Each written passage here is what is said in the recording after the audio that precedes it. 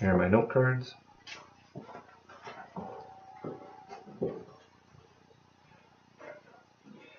Every day, every American will use something made from plastic. It's in our homes, it's in our restaurants, our workplaces. Chances are, everywhere you go, you'll run into something that is made from plastic.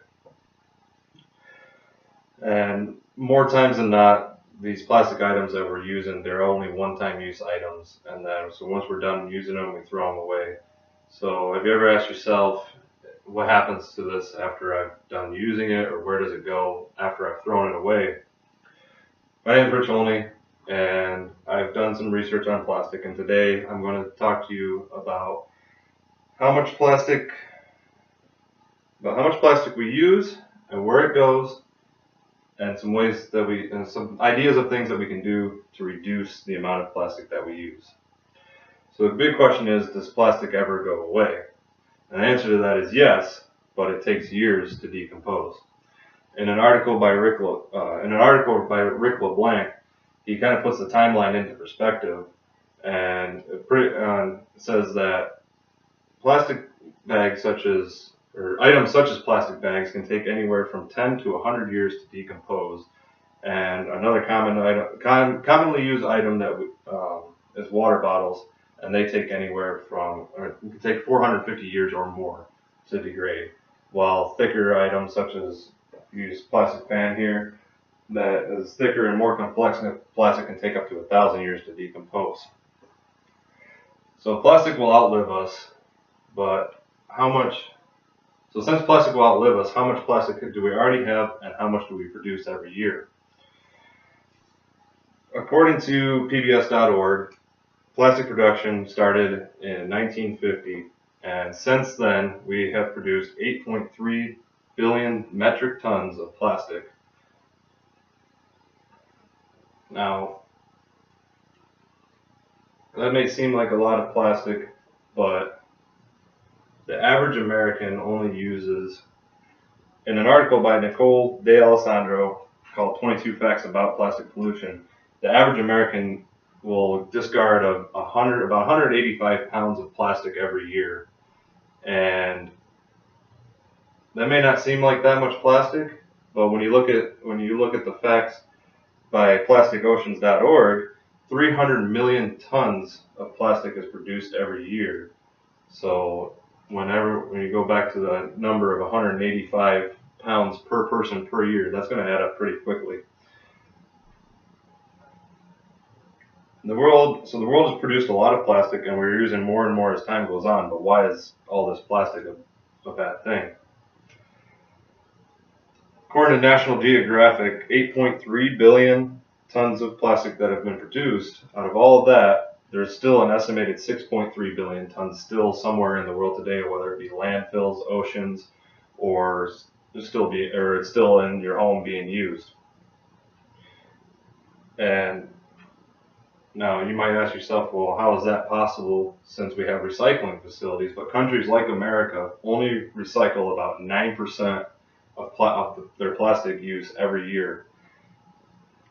So, and in an article by Renee Cho called "What Happens to All That Plastic," there's already 165 million tons of plastic in our oceans, and every year 8.8 million tons of plastic will be added to the ocean.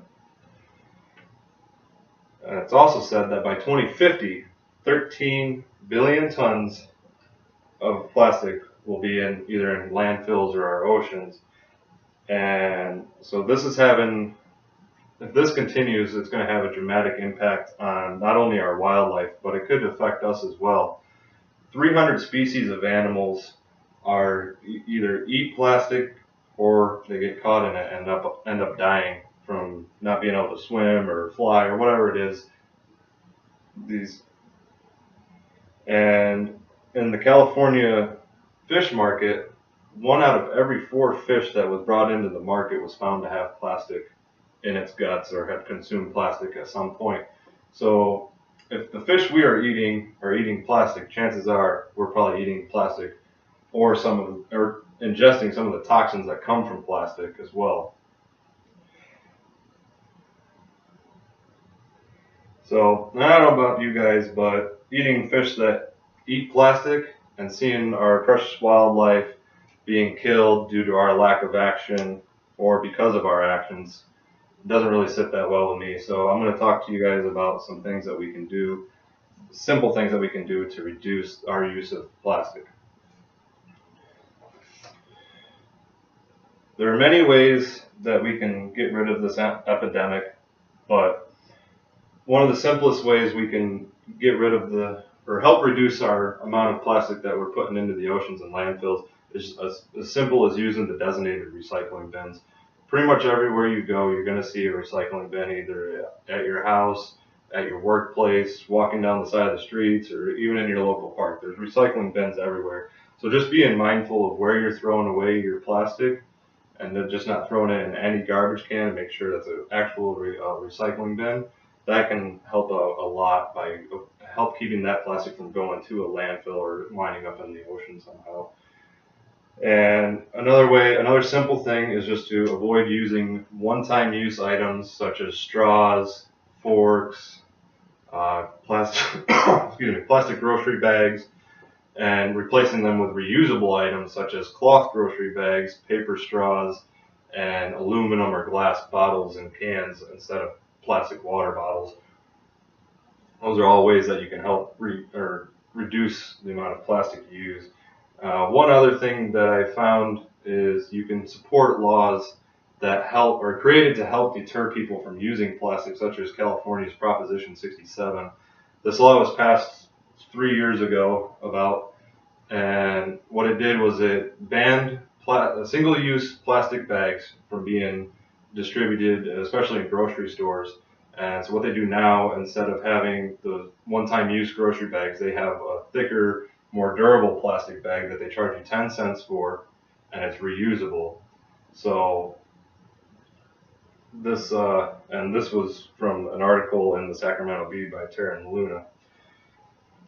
The numbers can be overwhelming,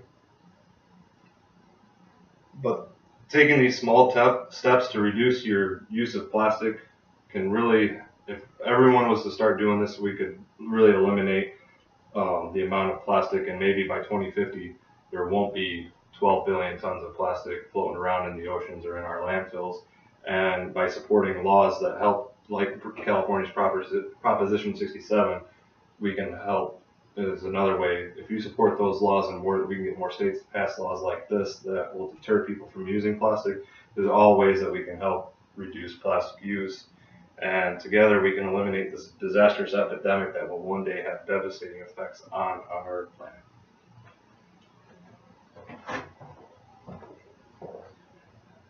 Dog is too long.